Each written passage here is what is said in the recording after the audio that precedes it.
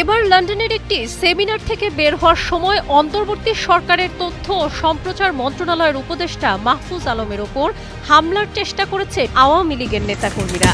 এ সময় উপদেষ্টার গাড়ি মনে করে লন্ডনের রাস্তায় হুলস্থুল কাণ্ড ঘটায় তারা, এমনকি গাড়িতে ডিম নিক্ষেপ করে।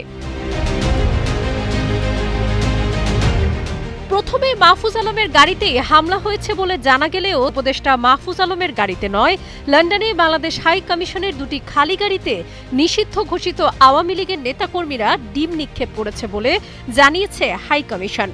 শুক্রবার গভীর রাতে হাই কমিশনের ভেরিফাইড ফেসবুক পেজে দেওয়া এক পোস্টে তথ্য নিশ্চিত করা হয়। পোস্টে বলা হয়, বাংলাদেশের অন্তর্বর্তী সরকারের তথ্য সম্প্রচার মন্ত্রণালয়ের উপদেষ্টা মাহফুজ আলম শুক্রবার লন্ডনে দুটো অনুষ্ঠানে যোগ দেন। উপদেষ্টার প্রথম অনুষ্ঠানটি ছিল বিকেল 4টায় ইউনিভার্সিটি অফ লন্ডনের School of African and Oriental স্টাডিজে।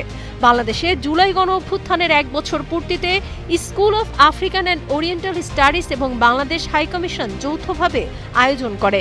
উপদেষ্টা মাহফুজ আলম নির্ধারিত সময়ে অনুষ্ঠানে যোগ দেন। একমাত্র স্মার্ট সিটি বসুন্ধরা, আধুনিকতায় এক ধাপ এগিয়ে। এতে আরো বলা হয়, এ সময় আওয়ামী লীগের 18 জন কর্মী সোয়াসের সামনে অবস্থান নিয়ে স্লোগান দিতে থাকে।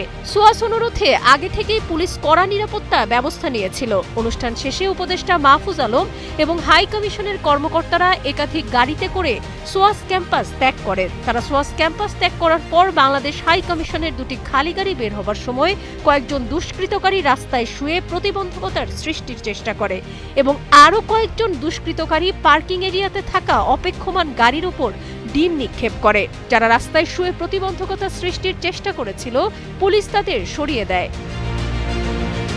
বিবৃতিতে আরো বলা হয়, উপদেষ্টা মাহফুজ আলম সন্ধ্যা 7:30টায় নির্ধারিত সময়ে বাংলাদেশ হাই কমিশনে একটি মতবিনিময় অনুষ্ঠানে যোগ দেন। সে অনুষ্ঠানে বিভিন্ন রাজনৈতিক দলের প্রতিনিধি, ছাত্র এবং সাংবাদিকরা যোগ দিয়েছিলেন। লন্ডন মেট্রোপলিটন পুলিশ সার্বক্ষণিক বাংলাদেশ হাই কমিশনের সাথে যোগাযোগ রাখছে এবং উপদেষ্টা মাহফুজ আলমের পূর্ণ নিরাপত্তা নিশ্চিত করা হবে আশ্বাস দিয়েছে।